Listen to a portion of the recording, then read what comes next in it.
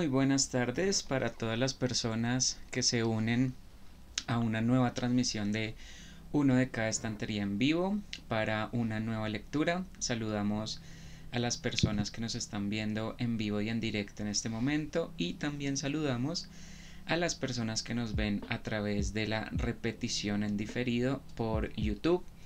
Y asimismo saludo a nuestra creadora, directora y fundadora de este espacio literario, Kathleen Arenas, y también a nuestra invitada especial del día de hoy, que será quien nos estará compartiendo su lectura, María Alexandra, que ya estuvo acompañándonos con una lectura anterior de Llámame por tu nombre. Y hoy nos trae una nueva lectura. Entonces las saludo a ustedes dos. ¿Cómo están? Hola Iván y Kathleen, muchas gracias por la invitación. Yo voy a dejar que Kathleen hiciera los honores de saludar primero, pero bueno, muchas gracias por invitarme y no, pues yo espero que les guste mucho, pues tanto como a mí, la lectura de hoy. Definitivamente he disfrutado muchísimo los espacios, digamos, todas las transmisiones que he podido escuchar, así que pues espero estar a la altura de todo lo bonito e interesante que han hecho. Ay, muchas gracias, mi María. Bienvenida, como siempre. También bienvenidas a las personas que nos ven, tanto en directo por nuestro canal de Twitch, como en diferido por nuestro canal de YouTube. A ti, Iván, muy buenas tardes. Y sí, tenemos hoy invitadísima amiga de la casa, como siempre. Aquí siempre bienvenida y cuéntanos, bueno, quiero aclarar algo, es que ayer era el relato de un hombre solo, pero hoy ya no está más solo. Así que, mi María, cuéntanos qué vamos a leer hoy. Bueno, les quería compartir un libro que en realidad me ha emocionado muchísimo leerlo, entre otras cosas porque nunca pensé que esto me pudiera emocionar, y es el libro titulado En busca de Bolívar, de William Ospina. Y digo que no pensé que me pudiera emocionar porque la verdad es que, salvo para cuestiones netamente académicas del colegio, pues como que la vida de Bolívar, pero realmente, o sea, me sorprende o sea, cada día, mejor dicho, cada vez que me acerco a un texto de William Ospina, me sorprende su capacidad narrativa. O sea, yo dije, este es un libro que vale la pena compartir porque no es el típico relato, pues, de Bolívar. Estoy diciendo como lo que uno puede encontrar por allí, que pues, es decir, no estoy diciendo que desconozcamos nuestra historia y que aburrido, pero también la manera como llega. Entonces, este libro, pues, que tiene además una edición muy bella del grupo editorial Norma y que fue publicado en el 2010, pues básicamente lo que hace es, digamos que tiene todo, digamos, o sea, se van a dar cuenta bueno, no sé, yo aquí muy emocionada, pero se van a dar cuenta como de esa narración, pero es un libro ceñido a los eventos, o sea, a los hechos históricos, o sea, es un libro ceñido a esos eventos que hacen parte de nuestra independencia y bueno, por supuesto el papel de Bolívar y de tantos otros en ella. Pero es la narración, o sea, realmente lo que me parece maravilloso e interesante es la forma como William Ospina hace que esta historia, pues como que llegue a quienes la estamos leyendo, o a quienes la vamos a leer. Ok, no, pues yo ya me emocioné, no sé, Iván, ¿qué opinas? Sí, total, ya quiero escuchar ese relato, a ver cómo nos presenta esta historia Ospina. Ok, entonces, mi María, el público es tuyo. Muchas gracias. Bueno, es un fragmento corto, además este libro no está dividido propiamente por capítulos, sino que son apartados muy cortos, como de eventos específicos, y bueno, yo espero que lo disfruten y ya conversaremos. Claro que sí. Entonces, bueno, empiezo. Napoleón representaba a la vez la derrota y la victoria de la revolución. La derrota de sus sueños de igualdad, porque después de tantos combates, de tantos gritos de libertad, de tantas cabezas cortadas para asegurar el advenimiento de la República y el final de la monarquía, con su corona renacía la pesadilla del poder absoluto.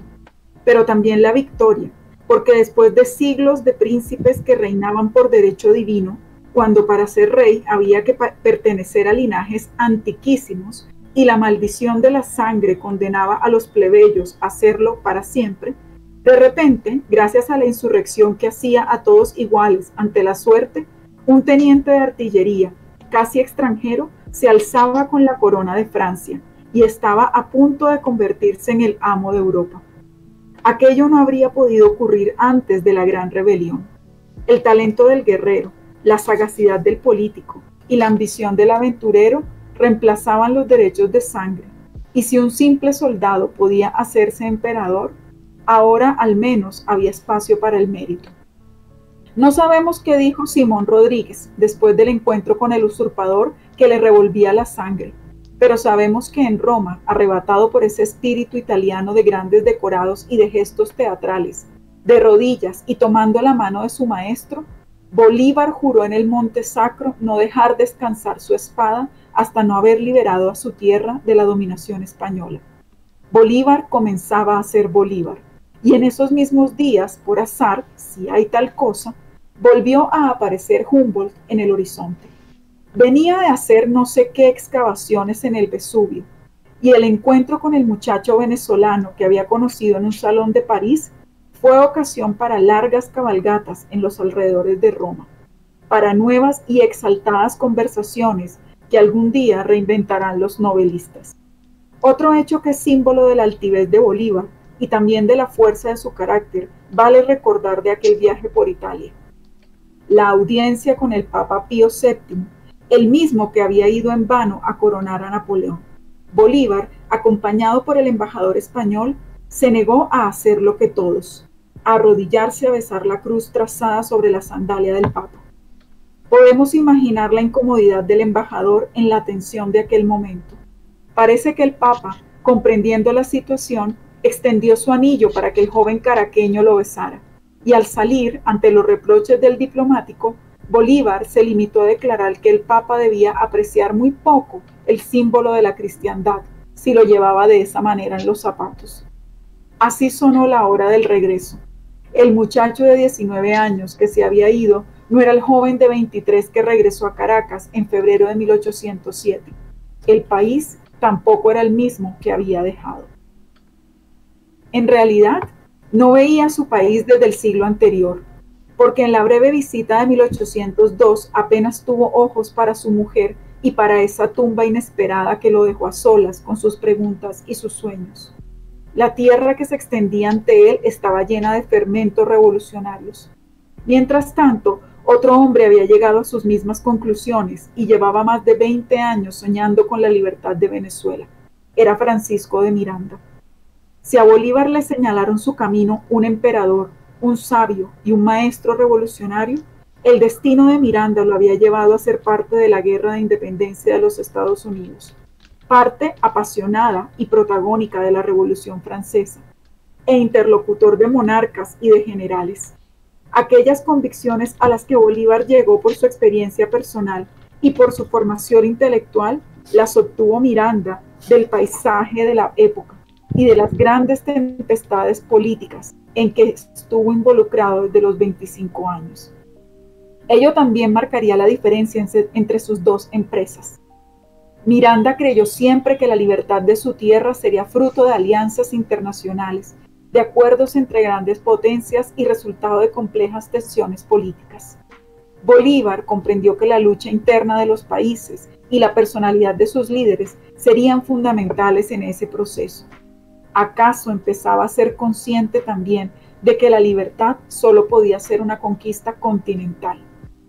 Miranda soñó un país y lo llamó Colombia, para corregir lo que consideraba una injusticia histórica, que no se les hubiera dado el nombre de Colón a las tierras por él descubiertas, y diseñó para ese país una bandera con los 3 colores primarios del iris, amarillo, azul y rojo. Ese país abarcaría el continente del sur y según sus sueños debía ser gobernado por un monarca hereditario, cuyo título sería el Inca. Después Miranda gastó su vida de corte en corte, de riesgo en riesgo y de batalla en batalla, intentando en vano poderosas alianzas entre su país y las potencias enemigas de España. Pero esas enemistades cambiaban al soplo de los acontecimientos. Los rivales de ayer amanecían hermanados por nuevos bandazos de la política. y las colonias americanas salían siempre perdedoras, tanto de las disputas como de las reconciliaciones. Podríamos decir que Miranda envejeció antes de que se hubiera dado la oportunidad histórica de la independencia. Nacido en 1750, tenía casi 60 años cuando Napoleón invadió España, creando el vacío de poder que por fin aprovecharon los criollos americanos para sentirse por primera vez dueños de su destino.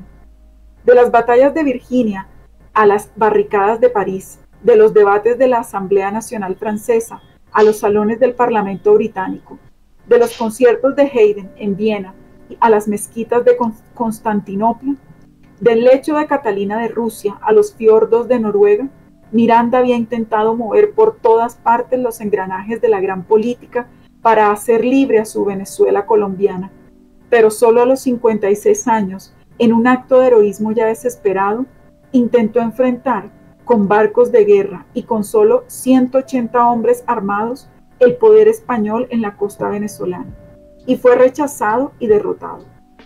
Ese mismo año lo intentó por segunda vez. Por segunda vez hizo ondear la bandera de los tres colores en la costa de su tierra querida, pero trágicamente nadie acudió a su llamado. Las gentes del país no acababan de saber quién era. Su causa, admirable y brillante, estaba solo en su mente, no había llegado al corazón de sus conciudadanos. Qué irónicos son los caminos de la historia. En aquel año de 1807, el poder español pudo pensar que con la derrota de Miranda había quedado conjurado el peligro de perder sus dominios en América. No sabía, en ese momento de triunfo, que las tropas francesas empezaban a entrar en la península, pronto se harían dueñas de todo. Y tampoco podía imaginar que un muchacho que estaba volviendo a su patria después de años de ausencia, pronto haría más peligroso que Miranda, y se convertiría en el artífice de una gran rebelión continental. Aunque Bolívar volvió a Venezuela lleno de presentimientos, tampoco él sabía qué puertas iba a abrir su paso la historia. 3 siglos había durado aquí la dominación española, y si el primero fue de masacre y rapiña, los 2 siguientes se fueron contando en rosarios solemnes y ambientando con misas de gallo el continuo saqueo de recursos. El tesoro del norte permaneció en el norte. El dorado, en cambio, cruzaba el océano en los incansables galeones de la Casa de Austria. Derivaba hacia las manos anilladas de los banqueros alemanes y genoveses. Se cambiaba por las manufacturas de los antecesores de la industria. La corona británica se interesó menos por las riquezas de sus propias colonias que por el botín de los galeones españoles. Así que la epopeya, bajo el ala del trono, de los piratas ingleses saqueando los puertos y los convoyes de tierra firme, fue la versión barroca de un cuento viejo, el cuento del ladrón que roba al ladrón. Y así también, la lucha por la libertad de América fue para los ingleses una jugosa oportunidad de nuevos negocios. Después de tanta sangre, el lazo que mantenía a las colonias atadas al poder español era menos la fuerza que la costumbre. Ni siquiera los que padecían la dominación lograban concebir una vida sin ella, y solo el ingreso de aquella tempestad desmesurada que estaba trastornando el orden físico y mental de Europa, Napoleón, produjo las rupturas mentales necesarias para que un mundo despertara del letargo de esa dominación de 3 siglos, y algunos llegaran a pensar que era posible crear naciones e instalar repúblicas sobre el barro todavía blando del mundo nuevo. Avanzando por Austria, por Prusia, por Rusia, desafiando a Inglaterra, Napoleón quería convertir en extensión de Francia a toda Europa. Y no tardó el día en que se le oyó declarar que Francia sería el mundo. La nueva época nacida de la Revolución había intentado reordenarlo todo: las medidas del espacio y del tiempo, las naciones, los nombres de los meses, los principios sobre los que reposaban las instituciones y los dioses bajo los cuales corrían las sangres y crecían los lenguajes. Ante la fuerza de la modernidad, también el mundo ibérico caería. En noviembre de 1807, Napoleón avanzó sobre Portugal. La Casa de Braganza tuvo que abandonarse a la clemencia del mar. Un barco inglés le permitió al emperador de Portugal instaurar su trono en las selvas de la costa atlántica brasileña. y aquello fue definitivo para la suerte del Brasil. Por un breve tiempo, el cuerpo y el alma del imperio coincidieron en suelo americano. Hoy no hay fiesta ni empresa brasileña que no le deba algo a aquel accidente histórico. Otra fue la suerte de España y sus reyes, que se convirtieron en rehenes del nuevo amo del mundo. Se dice que cuando era apenas un cadete, Napoleón tenía en París bajo su custodia a su hermano José, de apenas 8 años, sometido a un régimen casi militar. Un día, el pequeño tardó en levantarse y ante el reproche de su hermano mayor le dijo: «Es que tenía un sueño muy bello, soñaba que era rey». «¿Que tú eras rey?», dijo Napoleón indignado. «¿Entonces yo qué era? ¿Emperador?». La anécdota, aunque ha de ser falsa, ilustra bien el espíritu de aquel hombre que habría de exaltar en reyes a sus hermanos. Y fue por ese espíritu que José Bonaparte terminó convertido en monarca de España. El plan de Napoleón era apoderarse también de los territorios de América, pero las colonias empezaban a estar hartas de la dominación colonial, y cuando las alcanzó el rumor de que su rey era prisionero de los franceses, optaron por asumir su mayoría de edad y declarar de modo incruento la independencia en todo el continente. El primer movimiento fue protagonizado más por las ciudades que por aún indefinidos países. Caracas declaró su independencia el 19 de abril de 1810 y Bolívar, cuya casa era sede de muchas conspiraciones, habría debido ser uno de los firmantes del acta, pero la iniciativa había sido de los rebeldes moderados y Bolívar era visto como un radical nacionalista. Aquel día se encontraba en su hacienda, bajo vigilancia, y los hechos se consumaron en su ausencia. Los distintos cargos de la nueva administración estaban provistos, y se fue nombrado embajador en Londres con la misión de hacer reconocer del gobierno inglés el territorio emancipado. ¿Acaso se debió a que él mismo prometió sufragar los gastos del viaje? Pero la vida es como el arte. Nadie sabe qué busca hasta cuando lo encuentra. Ahora sabemos que, aunque esa era su intención, Bolívar no fue a Inglaterra a obtener el reconocimiento del gobierno británico, sino a encontrarse con Francisco de Miranda y dar comienzo a uno de los momentos más brillantes y más dramáticos de la independencia americana. Brillante porque la relación de los dos venezolanos no podía ser más novelesca. Un pensador, militar y político de 60 años, veterano de todas las guerras, amigo de todos los grandes hombres de su tiempo, obsesionado con la independencia y habituado al gran mundo, y un soñador joven y rico, más iluminado de ideas que de experiencias, cuya ardiente impaciencia se consumía por entrar en acción. Aquellos días en Londres se los vio por todas partes, en restaurantes, parques y teatros, conversando por las avenidas llenas de coches, y la prensa londinense se ocupó de ellos. Vieron las mismas calles por las que vagaba Thomas de Quincy, buscando en vano a su amiga perdida, por las que una década después andaría casi dormido el pequeño Charles Dickens, yendo desde la cárcel de su padre hasta la fábrica de betún donde trabajaba, por las que debía cruzar el pobre John Keats, de 15 años, huérfano también de padre y madre, ese muchacho que dijo: el creador debe crearse primero a sí mismo, y para quien se resolvió en ansiedad y en desdicha el mismo amor por la naturaleza y la misma sed de acción que harían de Bolívar uno de los nombres del mundo.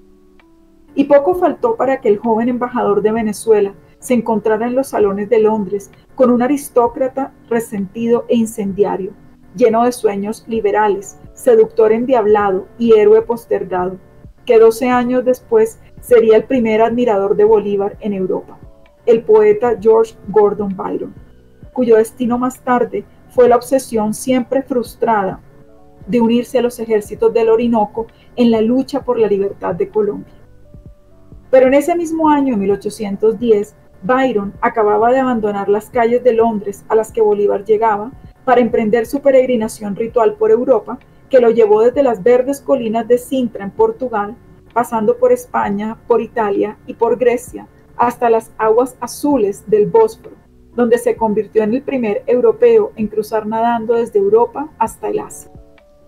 La admiración de Bolívar por Miranda tenía mucho de ese patos romántico, pero debajo de esa admiración se fue desencadenando algo trágico. la relación con el padre que nunca tuvo, el descubrimiento gradual de que ese padre rivalizaba con el hijo, le discutía su derecho a tener criterio propio, mantenía una concepción de la política y la lucha revolucionaria que no se parecía en nada a la que Bolívar veía nacer en sí en contacto con la realidad americana. Pero en el primer encuentro todo fue luz y confianza. Bolívar lo convenció de que volviera consigo a Venezuela y se erigiera en uno de los jefes de la revolución. Tal vez Miranda había vivido demasiado en Europa y ya no sabía qué mundo era el suyo. Soñaba construir en América naciones europeas, lo cual era acaso posible. Quería construirlas a la manera europea, lo cual era ya más difícil. Bolívar pasaría el resto de su vida descubriendo asombrado lo que había en América, pero algunas cosas las advirtió desde el comienzo. No solo la curiosa diversidad de los países, sino su diferencia radical con Europa. No podía liberar a América quien no supiera que esta tierra es otro mundo, o como diría nuestro Fernando González, otra parte. El hecho de que el contacto original de Europa con América no hubiera sido un encuentro, sino un choque, el hecho de que el contrato del Atlántico hubiera sido por 3 siglos un contrato de servidumbre, el hecho de que el nativo de América fuera radicalmente distinto europeo, mucho más afín al asiático y en particular al indio, lo que explica por qué intuitivamente los europeos le dieron ese nombre. El hecho de que durante 3 siglos aquí se hubiera aclimatado la esclavitud y se hubiera dado una tal diversidad de mezclas humanas, sometidas todas a la estratificación de la metrópoli. El hecho de que la naturaleza permaneciera sin interrogar y lejos de ser descifrada. Cada uno de estos hechos influyó decisivamente en el proceso revolucionario que aquellos 2 hombres desencadenaron en la vecindad del Caribe y que después Bolívar dilató por el continente con un ardor y con una obstinación que no parecían humanos. Miranda estaba hecho a la medida de las tormentas revolucionarias, de los debates de la Asamblea, de las legiones imperiales y de las polémicas parlamentarias. Bolívar era hijo de la aristocracia reinante en las Indias, pero había en él también un llanero silencioso, demasiado cercano a la tierra, un hijo adoptivo de esclavos, un temperamento sensual, un seductor, un bailarín, un caribeño cerril, un pensador original que no se resignaba a imitar a nadie, ni a la organizada Inglaterra, ni a la pensativa Francia, que sabía que su América iba a ser capaz de ofrecer novedades al sueño de la civilización, cosas aún inconcebibles, todavía impensables, pero que solo llegaría a concebirlas y a pensarlas si se permitía ser por sí misma, mirar la historia desde sus propios ojos, dejar de sentirse invitada de segunda al banquete del mundo. El sueño de la democracia, el sueño de la república apenas comenzaba. Si en Europa era difícil abrir camino al ideal de la libertad, la igualdad y la fraternidad, en Europa, donde no había razas indígenas profanadas, ni legiones de esclavos despojados con toda noción de derechos, donde los mestizajes eran tan antiguos que ya se percibían como nacionalidades homogéneas, cuánto más difícil era concebir democracias de españoles y criollos, indios y negros, mestizos y mulatos y cuarterones y zambos. Cómo construir repúblicas donde la diversidad no diera lugar a una interminable anarquía, donde las razas y las costumbres no alentaran una insaturable guerra civil. Cómo fundar instituciones capaces no solo de contener esa pluralidad, sino de engrandecerla, convirtiendo a aquellos individuos plurales en ciudadanos solidarios. Bolívar nunca resolvió ese dilema, porque esa sería la tarea de las generaciones, y todavía es la tarea de nuestros países, pero hizo lo más difícil, dar el primer paso imposible hacia lo desconocido. Su hazaña solo puede describirse con esos versos vertiginosos de Baudelaire, escritos mucho después de aquello. Cielo, infierno, ¿qué importa? Al fondo de lo desconocido para encontrar lo nuevo. La política intentó convertirlo en estatua, detenerlo en el mármol, pero su leyenda se fue extendiendo por la historia, por el arte y por la literatura. Bibliotecas enteras se llenaron con sus hechos y con la reflexión sobre sus hechos. Su obra y su vida merecieron todos los análisis. Fueron sometidas como pocas al examen del tiempo y se debate sobre se debate todavía sobre él como si estuviera vivo, como si estuviera a punto de tomar cada una de sus decisiones. Pocos seres humanos llegaron a ser de tal manera referente de todas las políticas y base de todas las doctrinas. Por pocos llegan a disputarse de tal modo las facciones más enfrentadas. Pero ¿qué le dio ese prestigio y ese aire de leyenda que roza lo sobrenatural, sino la sorpresa tardía de unas naciones descubriendo que aquel hombre casi siempre había tenido razón? En este punto, el que estudia a Bolívar corre siempre el riesgo de idealizarlo. Sus hechos fueron tantos y tan decisivos, sus determinaciones tan pródigas en consecuencias y el escenario geográfico e histórico en que se cumplieron sus hazañas tan difícil, que no solo es posible encontrar justificación para muchos de sus actos, sino que el conjunto nos enfrenta al cuadro excesivo de una voluntad ineluctable y de una reserva de energía sorprendente. Para sus contemporáneos, presenciar el espectáculo de su vida era enfrentarse a una cadena de acontecimientos y decisiones a menudo inexplicables. Era fácil, como siempre, interpretar erróneamente sus intenciones. Pero la mayoría de los seres humanos no tenemos la historia como testigo y juez de nuestras acciones. El juicio final se nos hace en privado y no tiene como testigo al mundo. Bolívar era un hombre arrebatado por el genio o el demonio de la historia, y solo la historia podría dar el veredicto. ¡Qué vértigo de acontecimientos! El joven que se niega a besar la cruz en la sandalia del Papa y que sonríe a la salida diciendo que si ese prelado lleva el signo de su fe en los zapatos es porque seguramente no lo aprecia mucho. El muchacho opulento que convoca un banquete en París a una legión de personajes influyentes, políticos y militares, seguidores de Napoleón, para descargar sobre ellos un feroz discurso libertario contra el usurpador, y que pierde en un día la amistad de casi todos ellos. El hombre que avanza entre la multitud por aquel París de callejones jorobados de 1804, con el alma partida entre el odio por el emperador y la admiración delirante por el héroe popular. El hombre que arroja a un cura de su tribuna en una plaza en ruinas ante la desesperación de la multitud el día del terremoto de Caracas, porque no puede admitir que alguien esté atribuyendo a la revolución las catástrofes de la naturaleza. Son menos desconcertantes que el que sería Bolívar después. Termino. No, pues genial, María, muchísimas gracias por esta lectura. No, me encanta cómo está escrito. De hecho, me recuerda un poco a las historias que hemos leído de Santiago Posteguillo, que son como las que están detrás de la escritura de los libros.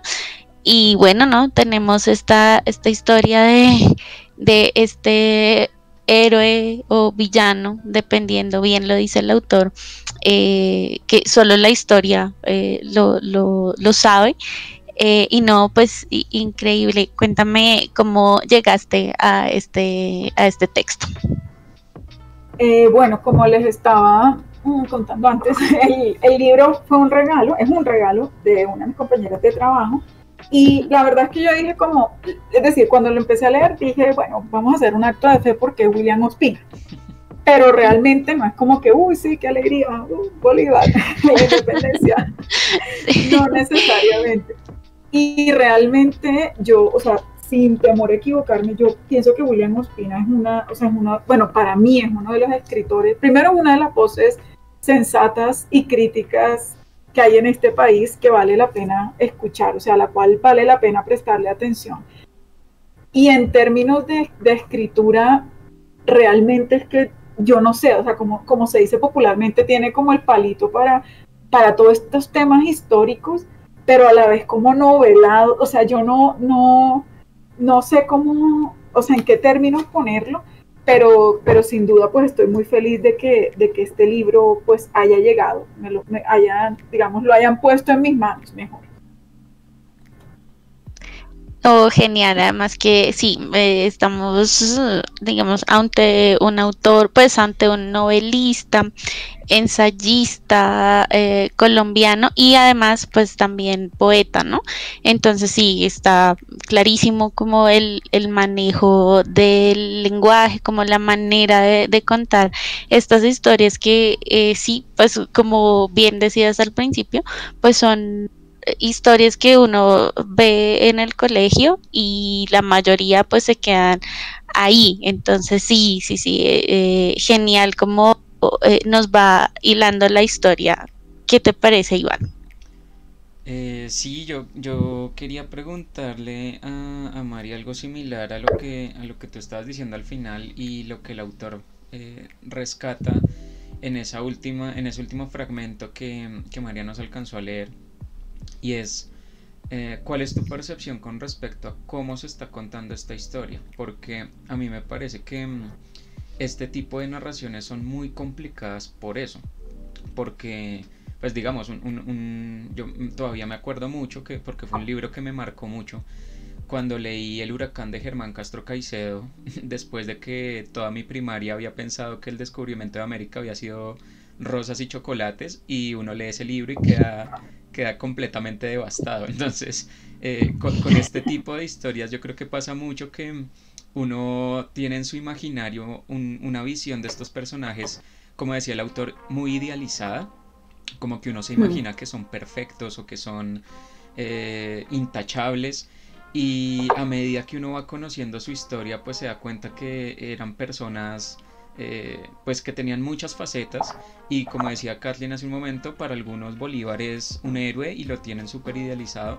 Para otras personas, pues no sé, preguntarle a un pastuso por Bolívar es casi que mentarle la madre. Entonces eh, quería preguntarte por eso, como a ti qué te parece que, o cómo te parece que está presentada esa historia en este libro. Pues mira que uno de mis grandes, o sea, voy a hacer un contexto para que sepan cómo me enfrento al libro y demás. Yo soy terrible para la historia, o sea, literalmente es como, en realidad voy a confesar algo, qué vergüenza. No, por favor no juzguen a Iván y a Kathleen por su invitada de hoy, pero yo no tenía idea que Napoleón Iván y Simón Bolívar habían sido contemporáneos. O sea, para mí era como, ah, sí, hay una historia, pero para mí nunca se cruzaron. O sea, eso en mi mente no hacía clic, ¿sí? Entonces, enfrentarme como a esta historia y darme cuenta de, digamos, como de la narración, para mí es una narración. O sea, yo siento que la manera como se cuenta esta historia, que es además nuestra historia, no ideal, o sea, a ratos a veces siento que es un poco romántico esa narración, pero no siento o no percibo que sea un Bolívar idealizado, o no percibo, también por el contexto del autor, o sea, conociendo a William Ospina por sus obras, por sus columnas, por su posición, que lo que esté intentando es decir, Bolívar todo lo hizo bien. Entonces siento que la forma como se está narrando es como tú bien lo dijiste hace un momento, o sea, es como las facetas. Es que cuando yo lo ponía a pensar y cuento esto de la historia es porque hay ciertos datos históricos que yo tengo claro, como que la independencia de Cartagena es del 11 de noviembre de 1811, ya, y chévere, y bien, y qué alegría, y qué orgullo. Pero cuando ya a mí me dicen, o sea, cuando ya yo empiezo a acercarme a esta historia y es como, es que Bolívar es un joven, o sea, es que es menor que yo, o sea, es menor que nosotros que estamos aquí. Y es el ímpetu y es la juventud, y como ahí dice William Ospina, no, o sea, es un hombre caribeño. Claro, ya yo no estoy diciendo, oh sí, todo lo que hiciste fue maravilloso, pero ya lo humanizo, o sea, deja de ser el Bolívar de las estatuas, ¿sí? Como él bien dice, la historia lo ha condenado como al mármol, y empieza a ser el Bolívar real, o sea, el Bolívar que cometió errores, pero que en últimas, pues fue precursor de todo esto, ¿sí? Entonces, a veces me parece que la narración, o sea, es que es la narración de William Ospina, o sea, yo lo veo así, no siento que esté como idealizándolo, pero a mí me ha encantado, o sea, me encanta el libro por eso, mejor dicho, me encanta porque me va llevando y porque me va mostrando y porque me detengo y digo, ay, que Napoleón tal cosa, sin decir, o sea, claro, él usa pues los adjetivos que siempre serán un velo, y el adjetivo pues calificativo pues siempre llevará un sesgo, ¿no? De quien lo emplea, pero no sé, me parece que es como una, o sea, voy a usar ahí un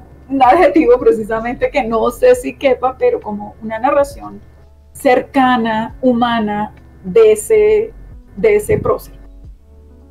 No sé si me hice entender, si fui claro.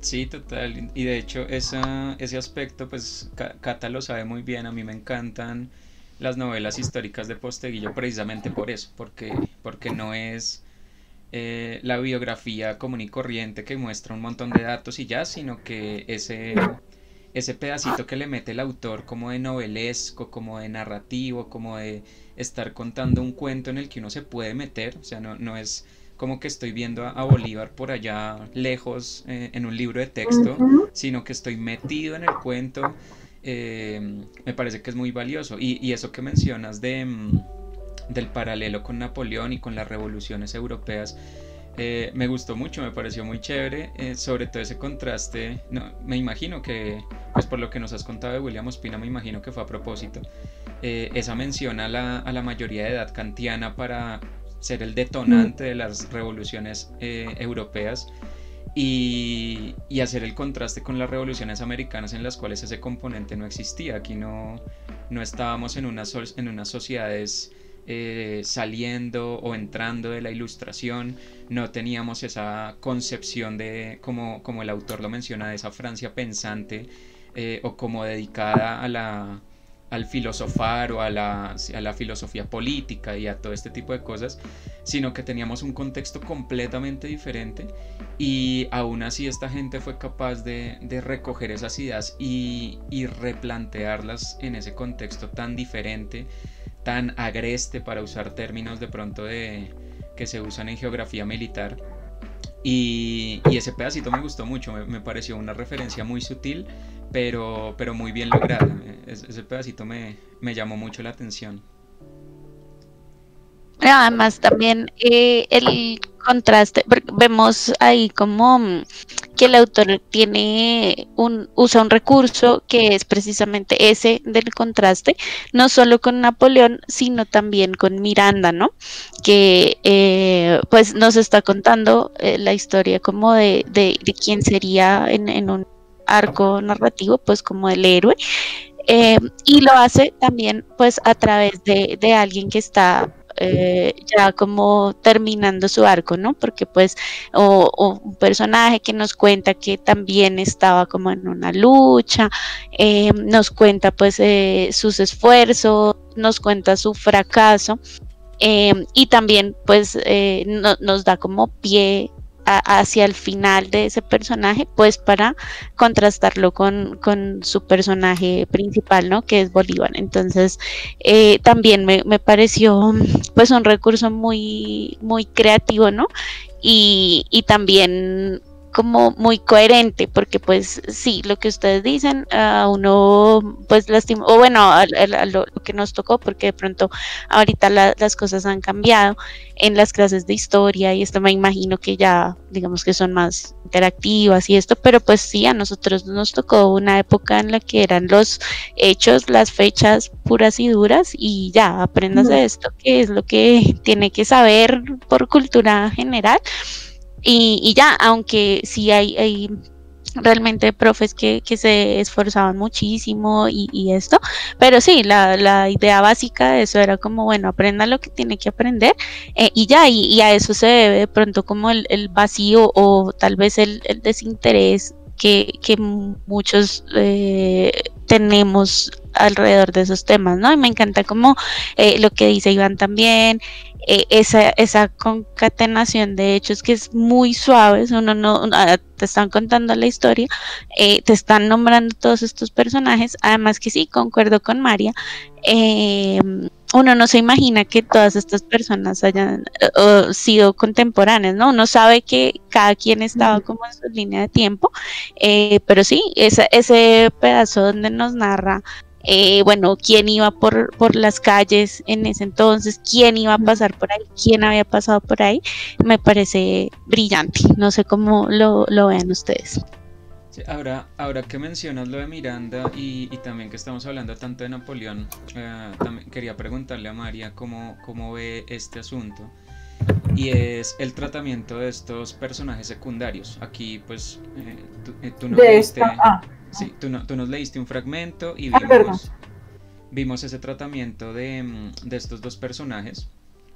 Pero pues obviamente en este tipo de novelas, y perdón por seguir haciendo las comparaciones con Posteguillo, pero es lo que más tengo a la mano, pues la novela se llama En busca de Bolívar. Uno entiende inmediatamente que el personaje principal es Bolívar. Pero en estas historias que relatan estos hechos, a veces también uno siente que si la persona no lo trabaja adecuadamente, se opacan otras figuras que fueron pues muy importantes para todo lo que nos están contando. Entonces quería preguntarte precisamente por eso, porque Posteguillo hace algo que a mí me gusta mucho, y es, él escribe sobre historia romana y reconstruye historias de personajes que nunca tuvieron voz en esas, como en un libro de historia común y corriente. Nos habla de prostitutas, de esclavos, de gladiadores, de gente que poco conocemos a través de la historia.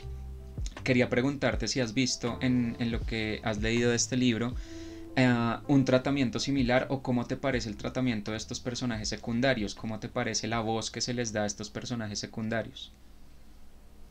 Pues hasta ahora, digamos que es esos personajes, lo que pasa es que esos personajes secundarios que hasta ahora ha mostrado William Ospina, pues son personajes ilustres. Lo que pasa es que, como tú bien lo mencionas, como el libro es En busca de Bolívar, pues claro, no se hace como toda esa idea, pero es que personajes, es decir, algo que yo valoro de esta publicación, que valoro como persona con los vacíos de historia que se puedan imaginar, o sea que no me río, pero que no es nada para sentirme orgullosa, por el contrario, siento que tengo una gran responsabilidad conmigo misma de, bueno, ¿dónde estoy parada?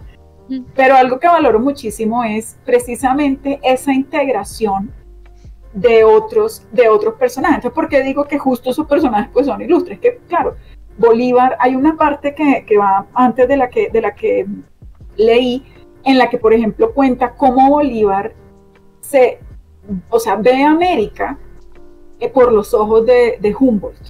Entonces es como, hay una narración hermosa sobre los árboles blancos de garzas, de los tigres, o sea, es una cosa que dice, wow. Entonces, claro, esos personajes secundarios que hasta ahora he visto, pues son personas que no, o sea, que no era como, sí, el señor de aquí que vivía al lado de Bolívar, sino que en realidad son personas pues de renombre, ¿no? Histórico. Pero siento que eso también ayuda, siento que eso ayuda, percibo que eso ayuda a entender el contexto, lo que hablamos hace un momento. O sea, por ejemplo, cuando me ponen a Napoleón en un texto sobre Bolívar, o sea, yo al principio decía, pero esto qué tiene que ver, qué vergüenza, esto me da pena. Y luego es como, ya. Y luego, que esto también es muy bonito y debo reconocerlo, es que como este libro lo leemos en medio de un café literario, pues lo bonito es poder aprender y escuchar de aquello que las otras personas tienen para aportar frente al texto.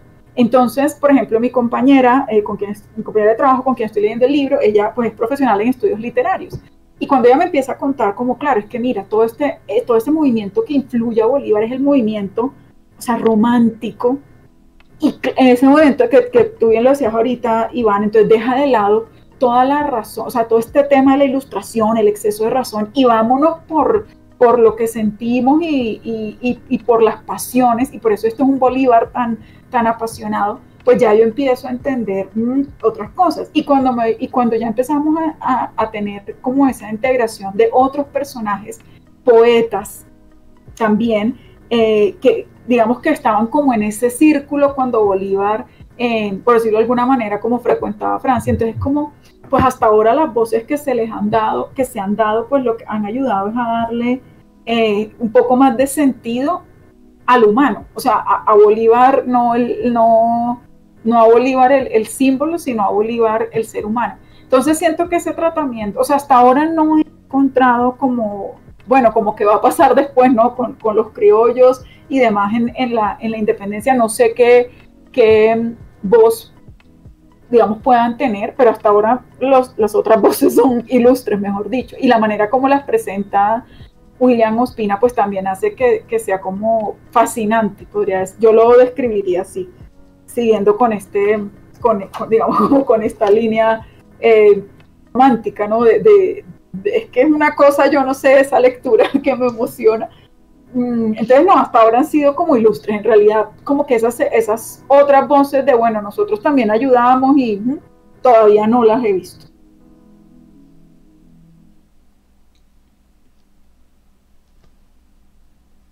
No, genial, genial. Además que yo sigo aquí como con mi idea de la maestría y además el tiempo de investigación que debe tener un texto de estos, ¿no? Porque sí, estamos hablando definitivamente de un texto en el que tenemos muchas voces y muchas voces ilustres, es decir, esto requiere también de una investigación, un cotejo de fechas de vidas enteras. Y sí, me parece muy interesante y además muy valioso el esfuerzo, porque como te digo, pues el tema con la enseñanza de la historia, creo que de un tiempo para acá, pues eso ha cambiado, pero lo que les digo, por ejemplo, en mi experiencia, digamos que solamente, no sé, hasta ya cursos avanzados, 10º, 11, ya como que realmente uno decía, había un esfuerzo como por contar la historia de esta manera, ¿no? De una manera cercana, no sé, con los audios de Diana Uribe, que ya uno dice como, bueno, sí, esto es parte de una historia que se puede contar con personajes de una manera cercana y lo que María rescata, pues personajes humanos, ¿no? Porque pues uno los veía en los libros, el papel frío y bueno, sí, esta persona hizo, pero sí, exactamente lo que tú dices, muchas veces uno no, como que no se entera de cuáles eran estas influencias, ¿no? O bueno, uno medio sabe ahí, pero pues como los hechos eran tan fríos y como tan puntuales, pues realmente uno no se imaginaba que la historia pudiera ser así, ¿no? Y que se la pudieran contar a uno de esta manera, como estás, María, súper emocionada, y de hecho a mí también me emociona ver eso, ¿no? Que aún cuando uno ha estudiado de pronto estas materias y todo, pues todavía vemos que hay mucho por contar, ¿no?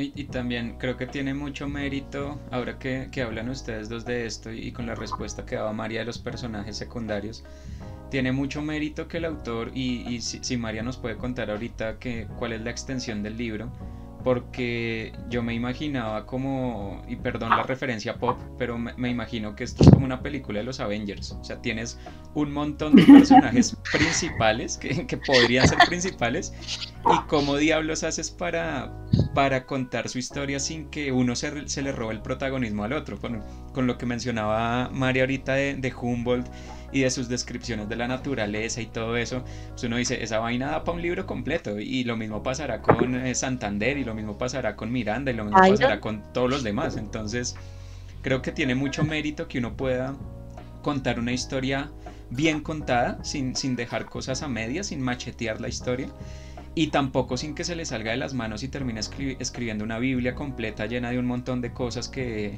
al final se terminan perdiendo porque la historia pues se ramifica mucho y uno termina hablando por allá quién sabe qué cosas. Entonces sí, me parece que tiene mucho mérito, y no sé si el libro sea muy largo, sea muy cortico, pero igual creo que tiene su valor hacer eso.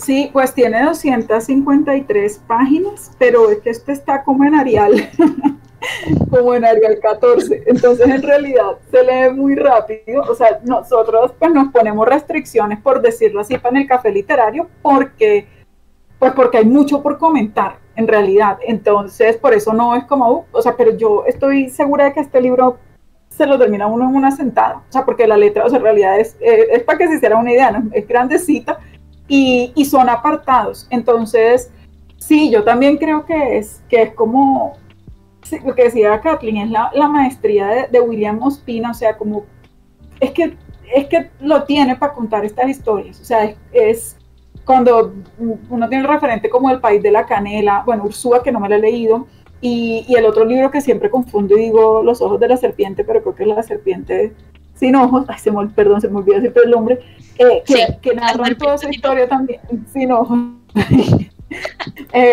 gracias, que narran toda esta, digamos, toda esta historia de la conquista, de la búsqueda de la canela, ¿no? De las especias en América.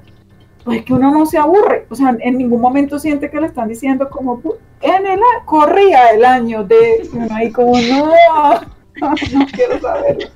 Entonces, pues sí, es un libro, a mi modo de ver, no es muy extenso, sí, 253 páginas, pero letra grandecita, y siento lo mismo, que el ritmo también que le va dando William Ospina, pues es como, sí, como este pedacito, este otro pedacito, y ahí hay mucho, o sea, yo siento que es un libro que para quienes tenemos como como esos datos embolatados, como esos personajes, como que sí, yo siento que es un libro que vale la pena porque siento que en la misma narración no se puede quedar y mirar y decir, bueno, ¿y esto de dónde salió? ¿Y por qué menciona a los otros poetas, etcétera? Bueno, o sea, siento que sí, que lo logra bien en estas páginas.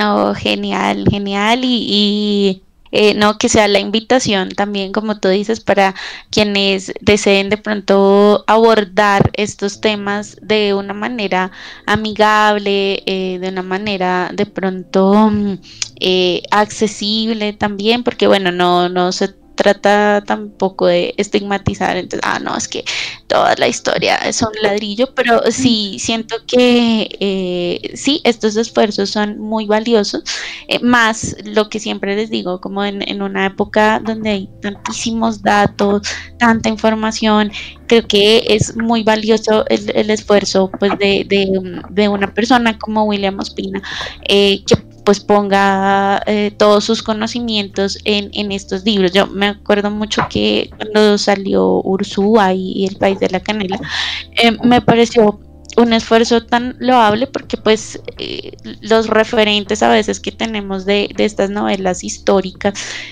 pues son extranjeras, ¿no? O sea, muchas veces no son como historias nuestras, sino que sí, pues hemos visto la historia también a través de ojos extranjeros, ¿no? Y pues también ahí radica el valor de estos esfuerzos de este tipo de novelas. Entonces, no, genial. No sé, Iván, si quieras comentar algo más. No, hacerles, reiterar la invitación de acercarse a este tipo de historias. Como les decía, pues a mí me gustan mucho ciertas historias por mi formación y por los temas que a mí me gustan, pero la historia en general pues es muy bonita y vale la pena leer este tipo de cosas como ustedes decían, de una manera tan amena, que a uno no lo aburra, que a uno le llame la atención y sobre todo que a uno lo incite a buscar más, que uno lo incite a de pronto acercarse a otro tipo de materiales que le permitan ahondar en lo que uno acaba de leer. Entonces eso siempre me ha parecido muy valioso y me parecen productos literarios que son muy bonitos precisamente por eso, porque le despiertan a uno la gana de investigar y de buscar más para empaparse del tema. Uno termina metiendo, y no sé si a María le haya pasado leyendo este libro, pero a mí me pasaba mucho que uno se lee un capítulo y cuando se da cuenta son las 3 de la mañana y uno está en Wikipedia leyendo historia de un montón de cosas. Haciendo la comparación que realizabas ahorita de la película, como ha salido antes en tal sitio. Sí, total, o sea, en mi caso digamos que lo dejamos para el momento de conversación en el café literario, pero sí, que por eso fue que también dijimos como, bueno, vamos con calma porque sí, uno se puede enloquecer leyendo el libro y se emociona, pero al momento ya de conversar es como, bueno, un momento, espera, o sea, duramos, por ejemplo, cuando empezó a hablar de Napoleón, buscando, por ejemplo, además el retrato, ¿no? La pintura de la consagración de Napoleón que se llama, y buscando entonces tal cosa, la otra, o sea, como que hay muchos referentes y eso siempre lo hace interesante. Entonces, pues sí, no me quedo hasta las 3 de la mañana. de que pues al otro día no soy persona, pero estoy segura de que si diera rienda suelta como a la lectura, seguramente sí. O sea, por eso digo que es excelente. O sea, yo no, realmente trato como de ser muy, muy cuidadosa como con recomendar algo y todo, entre otras cosas, porque claro, todo parte también de lo que a mí me gusta, ¿no? Porque además yo no tengo, pues, no he estudiado literatura ni nada. Pero yo digo, o sea, si este libro me pudo atrapar, yo no, o sea, claro, como se dice, las comparaciones son odiosas, pero es como, bueno, no es como escuchar a Diana Uribe, porque son dos formatos distintos y dos lenguajes distintos, pero sin duda es una experiencia similar en cuanto a la emoción que genera. Que uno, oye, qué interesante esto, y mira, y este otro, y por qué, o sea, hechos tan sencillos como simplemente decir, ay, claro, es que en Francia pues acabaron con la monarquía y España todavía tiene reyes. Yo no había hecho nunca esa relación, nunca en la vida. Entonces para mí era como, ¿qué? Ah, ya, claro, ya entendí. Entonces ese tipo de relaciones yo siento que es lo que este libro en particular lleva, y no lo hace, por ejemplo, Wikipedia, pues con todo, ni bueno, yo diciendo Wikipedia no, pero otras biografías, pues no sé, seguramente tendrán su valor, pero esta lleva como, sí, ¿no? Desboca esas ansias de leer.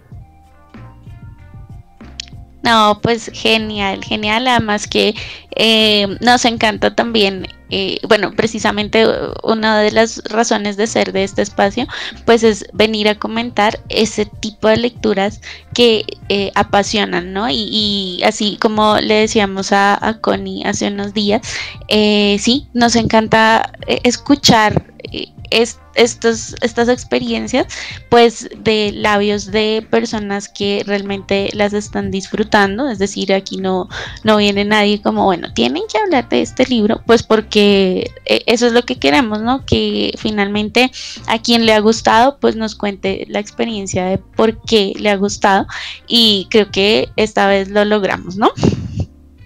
Total, sí.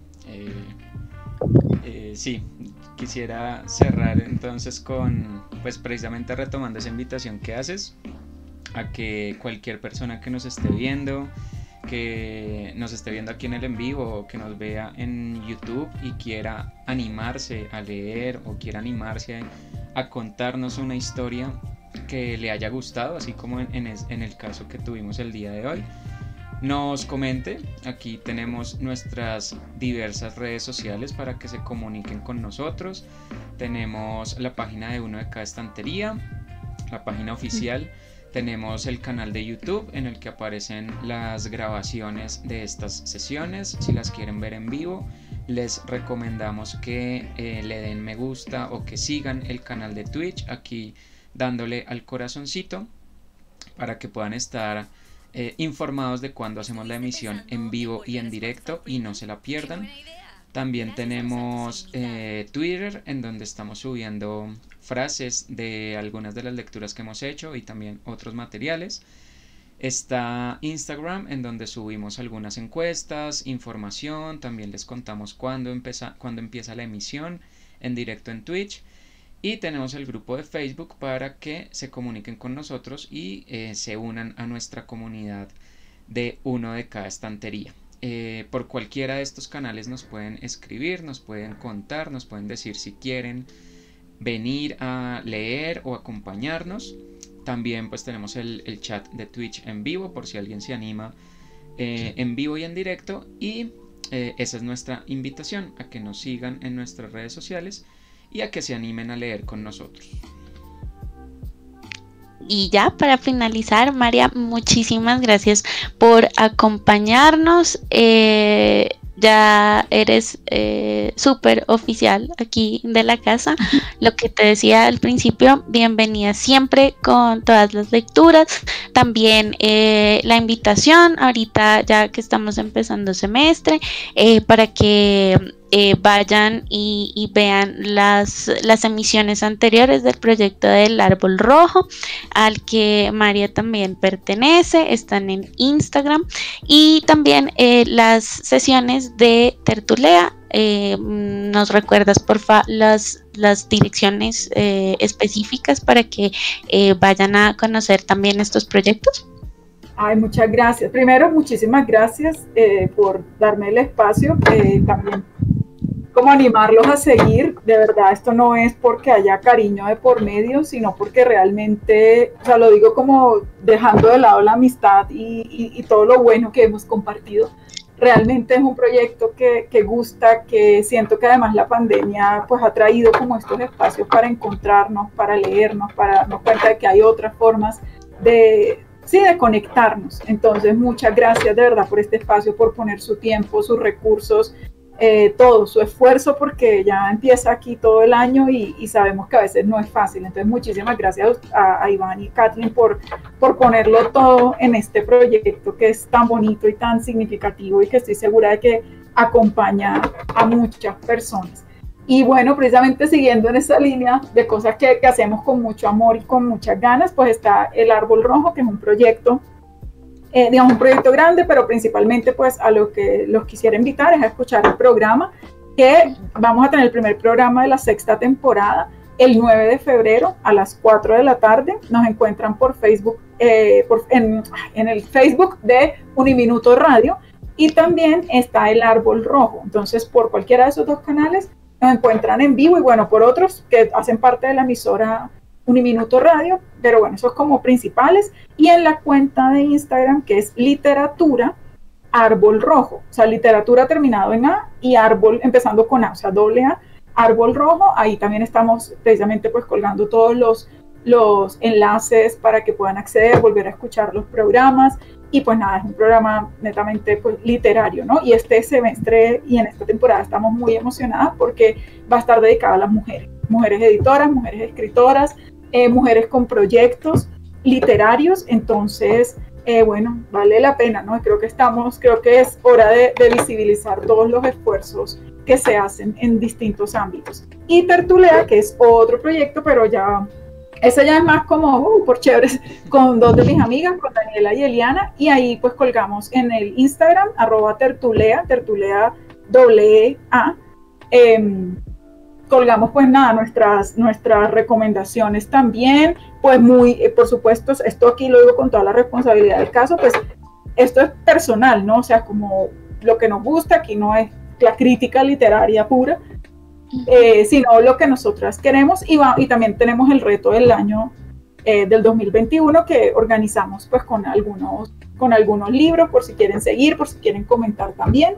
Ahí estaremos siempre muy atentas y muy felices, y nuevamente muchísimas gracias por tenernos a Katniss, que estaba por ahí maullando, y a mí en este espacio. Claro que sí, no, un saludo para todas las personas que te acompañan en estos proyectos. Ya sabes, aquí también súper bienvenida siempre, y a las personas que nos estuvieron viendo hoy en vivo y a quienes nos verán a través de las repeticiones de YouTube, les deseamos una muy feliz tarde y nos vemos mañana. Recuerden, nuestras emisiones van a empezar, pues como les veníamos contando, inicio de semestre y bueno, responsabilidades y tal. Vamos a ir entonces de lunes a viernes. Entonces mañana vamos a tener otra emisión de lectura, esperamos que nos acompañen, y nada, que tengan una muy muy muy feliz noche y nos vemos en las estanterías. Que estén muy bien, hasta luego. Que estén muy bien, hasta luego.